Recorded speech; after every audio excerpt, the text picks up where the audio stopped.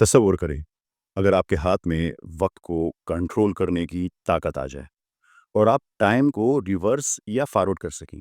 سوچیں زندگی کی تھکن جب روح تک اتر جائے، جب دل درد سے بھر جائے، تو کیسا لگے اگر ہم سب کچھ چھوڑ کر وقت کو ریورس کر سکیں اور اپنے بچپن میں واپس جا سکیں۔ ماں کی گود میں جا کر چھپ جائیں، وہ گود جو ہر دکھ کا مرہم کا علاج تھی، ہر خوف سے پناہ تھی۔ باپ کی انگلی تھام کر اس کے مضبوط محفوظ کندھوں کے پیچھے چھپ جائیں، جہاں زمانے کا کوئی طوفان ہمیں چھو نہ سکتا ہو۔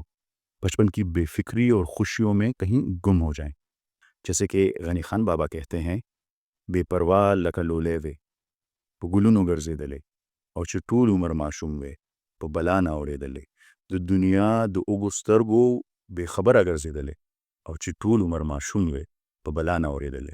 مگر حقیقت یہ ہے کہ وقت کو کنٹرول نہیں کیا جا سکتا۔ وہ وقت جس کی قسم اللہ تعالیٰ نے قرآن شریف میں کھائی ہے، وہ سب ہم سب کی مثال ایک ایسے کنویئر بیلٹ پر بیٹھے مسافروں کی ہے جو مسلسل اپنے انجام کی طرف بڑھ رہا ہے۔ آپ چاہیں جتنے بھی کامیاب، مالدار، خوبصورت یا صحت مند ہو جائیں، ایک دن ہمیں اس سفر کو مکمل کرنا ہے، ایک دن ہمیں مرنا ہے۔ وقت کسی کے قابو میں نہیں آتا۔ کتنے دلکش ہو تم، کتنا دل جو ہوں میں، کیا ستم ہے کہ ہم لوگ مر جائیں گے۔ لیکن اگر ہم وقت کو کنٹرول نہیں کر سکتے تو کیا وقت ریلیٹیو ہو سکتا ہے؟ اور ٹائم ریلیٹیوٹی ہے کیا؟ آئیے ٹائم ریلیٹیوٹی کو ایک دلچسپ مثال سے سمجھتے ہیں۔ Twin paradox.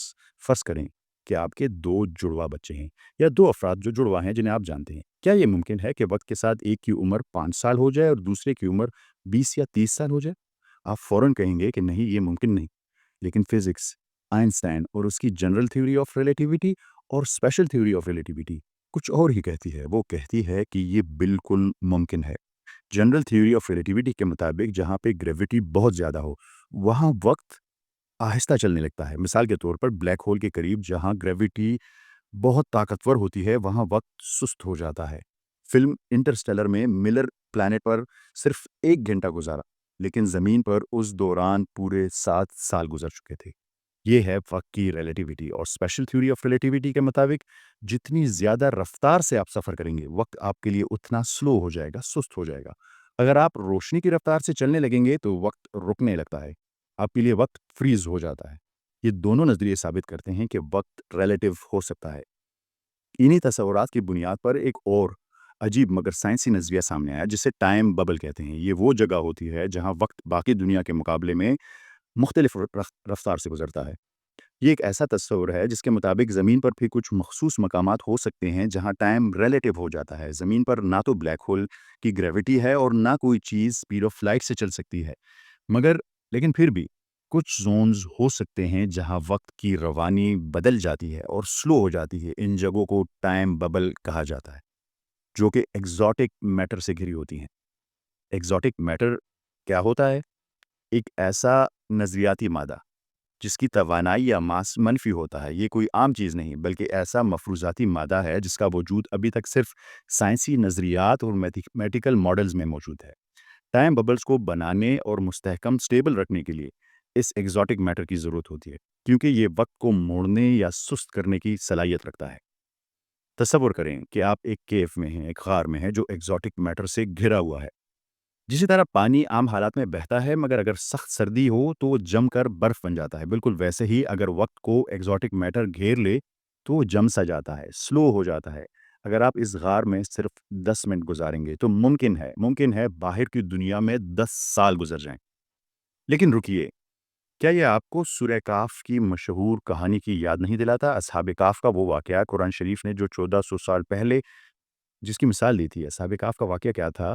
وہ ایک ایسی غار میں داخل ہوئے جہاں انہیں لگا کہ کچھ وقت گزرا، مگر جب باہر نکلے تو 309 سال گزر چکے تھے۔ یہ محض قصہ نہیں بلکہ قرآن شریف کی نالج کی ایک جھلک ہے۔ اسی طرح حضرت عزیر علیہ السلام کا ذکر سورہ بقرہ میں ہے۔ اللہ تعالیٰ نے انہیں 100 سال کے لیے سلا دیا تھا۔ جب وہ جاگے تو انہیں لگا کہ دن کا کچھ حصہ ہی گزرا ہے، مگر حقیقت میں 100 سال بیت چکے تھے۔ کیا یہ کشش شکل تھی یا سپیڈ آف لائٹ سے ٹریول کیے تھے، یا وہ کہیں ٹائم ببل جیسے عجیب ماحول میں پہنچ گئے تھے؟ آج سائنس بھی تسلیم کرتی ہے کہ یہ تمام چیزیں پاسبل ہیں، پر قرآن شریف کو اتنے پیشگی علم کا کیسے پتہ تھا؟ ٹائم ریلیٹیوٹی کی بات قرآن شریف نے مختلف موقعوں پر اتنی پرفیکٹلی کیسے بیان کی؟ آپ کو کیا لگتا ہے کہ کسی دن سائنس اس مقام پر پہنچ پائے گا کہ وہ ٹائم کو ریلیٹو کر پائے گا اور ہم لوگ ٹائم ریلیٹیوٹی خود ایکسپیرینس کر پائیں گے؟